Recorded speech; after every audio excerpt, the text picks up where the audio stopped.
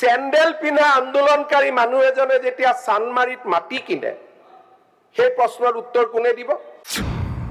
এতিয়া এজন মতা মানুহ খুব দুৰ্বল হয় তেতিয়া তেওঁ মাইকী মানুহক আক্ৰমণ কৰিব আৰম্ভ কৰে।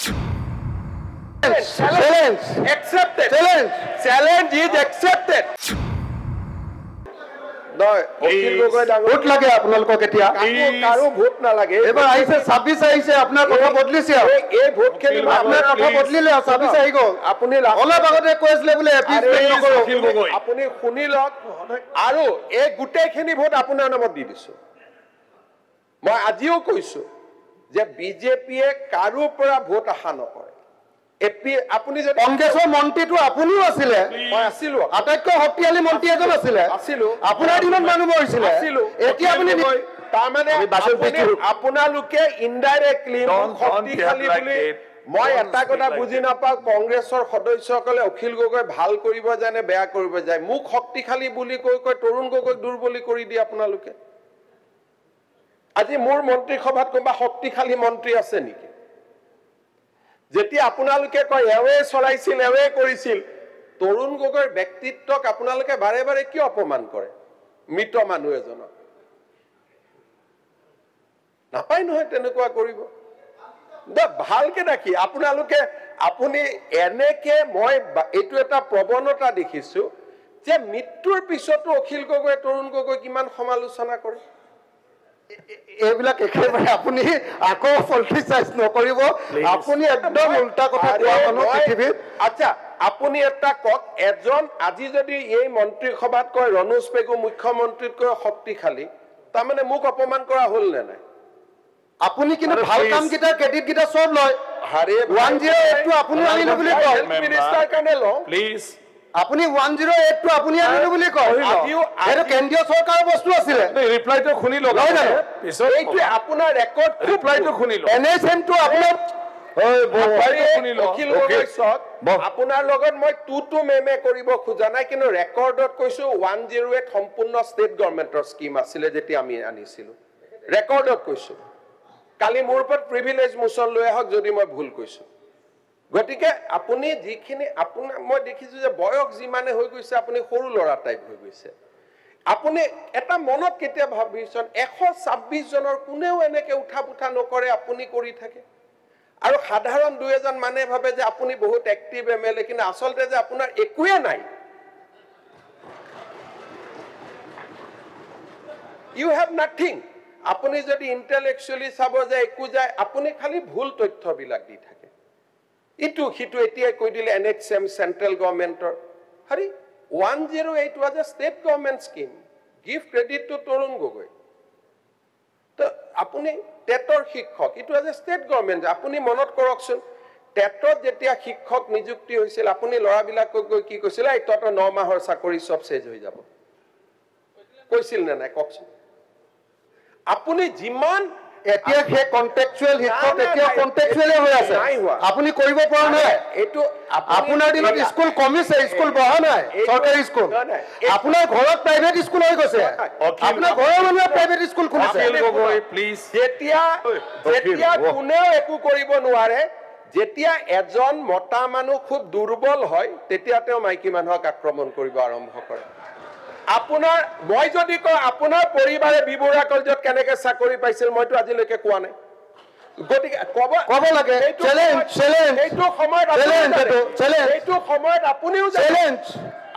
ঠিক আছে, এই দিনাখন ইণ্টাৰভিউত মই আপোনাক আগত কওঁ, আপোনাৰ পৰিবাৰতকৈ চোকা ছোৱালীক পিছ পেলাই থৈ চাকৰি দিয়া হৈছিল, পেপাৰত ওলাইছিল, ৰেকৰ্ড আছে। মই আজি চ্যালেঞ্জ ইজ একচেপ্টেড। আন্দোলনকাৰী চেণ্ডেল পিন্ধা আন্দোলনকাৰী মানুহ এজনে যেতিয়া চানমাৰিত মাটি কিনে সেই প্ৰশ্নৰ উত্তৰ কোনে দিব? কওক। বিপ্লৱ আপোনাতকে মোৰ শ্ৰীমতীয়ে বেছি দৰমহা পায়, কৈ আছো। আপোনাতকে মোৰ শ্ৰীমতীয়ে বেছি দৰমহা পায়। অকল পলিটিক্সৰ পৰা যিমান প্ৰপাৰ্টি অসমত হৈছে, অসমত কোনো মানুহে হোৱা নাই। আপুনি যিমানে মোক গালি পাৰিব, অখিল ভাই শুনক, অখিল গগৈ ডাঙৰীয়া, এইটো ভগৱানে বিচাৰ কৰিব। বিপ্লৱ শৰ্মা কমিটিত মোৰ নাম নাই, আপোনাৰ নাম আছে।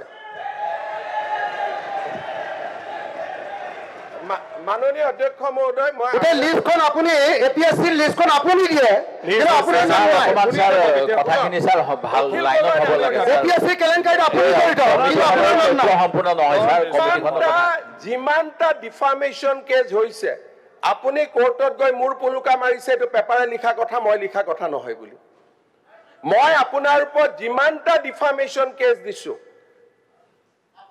আপুনি দিয়া ইনফৰমেশ্যন শেষে হোৱা নাই চলি আছে এতিয়া মাননীয় অধ্যক্ষ মহোদয় পইণ্ট অফ অৰ্ডাৰ ছাৰ আপোনাৰ ওপৰত এক মিনিট অধ্যক্ষ মহোদয় আপোনাৰ ওপৰত মই যিমানটা ডিফামেশ্যন কেছ দিছো আপোনাৰ উকিলে গৈ কোৰ্টত কৈ এইকেইটা মই কোৱা নাই বুলি অন ৰেকৰ্ডৰ পৰা কৈছো হাউচ কমিটি এখন গঠন কৰি দিয়ক কমিটিখনে পৰীক্ষা কৰি লওক মই ক'লো নাই আপোনাৰ সাহসে নাই কোৰ্টত গৈ কথা কোৱা আপুনি সাহসে ডকুমেণ্টখিনি দি দিয়ক কোৰ্টত যে মই কৈছিলো কি ডকুমেণ্টখিনি কোৰ্টত দি দিয়ক মই কোৰ্টত মই কি ক'ব কোৰ্টৰ কথাটো আপুনি ইয়াত আলোচনাই কৰিব নোৱাৰে মাননীয় অধ্যক্ষ আপুনি লেজিছলেটৰ মাননীয় অধ্যক্ষ মহোদয় যোৱাকালি মই এটা কথা কৈছো হাউচখনক আপুনি যদি পৰিচালনা কৰিব লাগে এই এজন মানুহৰ লগত যদি মই এনেকে কথা পাতি থাকিব লাগে বাকি হাউচৰ কি অধিকাৰ নাই নেকি বাকি মেম্বাৰ্ছৰ অধিকাৰ নাই নেকি ইমান নিজক কিয় ডিগ্ৰেড কৰে এটাতো লেভেলত থাকক মুখ্যমন্ত্ৰী এজনে কথা ক'লে মইতো আৰু আপুনি পাতি দিয়া নাই অসমৰ মানুহে মোক মুখ্যমন্ত্ৰী পাতিছে আজিও আপুনি যিমান শিৱসাগৰ জিকে জালুকবাৰীত মই তাতকৈ বহুত হাজাৰ ভোটত জিকি আহোঁ গতিকে এটা মানুহৰতো ৰেছপেক্ট এটা সৌজন্য এটা মিনিমাম বয়স বাঢ়িছে ইউ আৰ বিকামিং ফাদাৰ এটাতো নিজৰ ল'ৰা ছোৱালীও চাই নাথাকে জানো আপোনাক এটা নিজক বচাওকচোন you have been given enough time এনেকুৱা নকৰিব অসমৰ মৰ্যাদা এটা আছে ল'ৰা ছোৱালী আপোনাৰ পৰিবাৰ ঘৰত গৈ আপোনাকে কয় নহয় যে এইবোৰ কিয় কৰা বুলি নকৰিব ভাই মই আপোনাক ৰিকুৱেষ্ট কৰিছো you take half an hour time extra যি মনত আছে মোৰ পৰা আপোনাক মোৰ লগত আপোনাৰ লগত মোৰ কোনো যুঁজ নাই কোনো স্বাৰ্থ নাই ইউ টেক 1 আৱাৰ ফ্ৰম মি আমি শুনি থাকিম আপুনি যি ক'ব খোজে যোনে কথা কয় কালি জয়ন্ত মল্ল বৰুৱাই কথা কৈছে পিএইচসি তেওঁ পিএইচসি ডিপাৰ্টমেণ্টটো তেওঁ জন্মস্বত্ৰে লৈ আহিছে নেকি আজি মন্ত্ৰী আছে পিএইচসিৰ কালি নাই সেইটো গালি তেওঁ কিয় খাব গোটেইটো অসমীয়া ইঞ্জিনিয়াৰবিলাকে কাম কৰে পিএইচসি ডিপাৰ্টমেণ্টত তাৰ মাজত 10 জন ভাল ইঞ্জিনিয়াৰো আছে গুণে টকা পইচা নাখায় তো এনেকে জেনেৰেলাইজ কৰি কৈ থাকিলে সকলোৰে মনবিলাক ভাঙি যায় নহয় মই আপোনাক ৰিকুৱেষ্ট কৰিছো যে প্ৰধানমন্ত্ৰীয়ে সংসদত কথা ক'লে কোনেও কথা নকয় আৰু আপুনি কওঁতে মই সবক হাক দিছো যে উত্তৰ নিদিব তেওঁ ক'ব দিয়ক ল'ৰা ছোৱালীৰ ওচৰত কিছুমান থৈ যাওকচোন যে we conducted very well Pramod Gogoi ইয়াত আছিলে আপুনি যিটো সমষ্টিৰ পৰা প্ৰতিনিধিত্ব কৰিছে তাৰ এমএলএ আছিলে Pramod Gogoi how he conducted house কিছুমান এনে বহি থকা মানে ভাবিব পাৰে অখিল গগৈ বহুত ডাঙৰ কৰি দিলে but history will not be kind to you history will be kind to you those who has give good speech recorded speech কাৰোবাৰ ঘৈণীয়েক টৈণীয়েকৰ কথা কয় নেকি ইউ এৰেষ্ট হাৰ কিবা যদি ভুল কৰিছে কাৰোতো সাহস হোৱা নাই আজিলৈকে কোৰ্টত গৈ কেছ এটা কৰা যে চি ইজ ডুইং ইলিগেল এজনী মানুহক কিমান কৰে 2009 আপুনি মোৰ জন্মৰ বাচ্চাটোক গাড়ীখনৰ কথা কৈছে আজি হাউচৰ সবৰে গাড়ী এখন একেখন গাড়ী মই আজিও মনত বহুত দুখ পাই থাকো আপুনি মোৰ 2 বছৰীয়া ছোৱালীজনীক যিটো কৰি থৈছে নহয় নাপায় ইমান কৰিবৰ কাৰণে আৰু মইতো এনেকে থিয় হৈ থকা নাই I have also done something for the society ছোৱালীজনীক দেখিলে আই ক্ৰাইড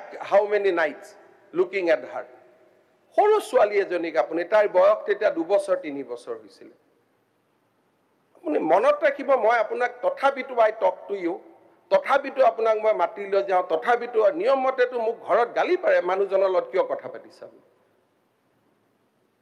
যেতিয়া আপোনাৰ লগত মই কথা পাতো ৰাতি গৈ ঘৰত I have to give answer যে why I am talking to U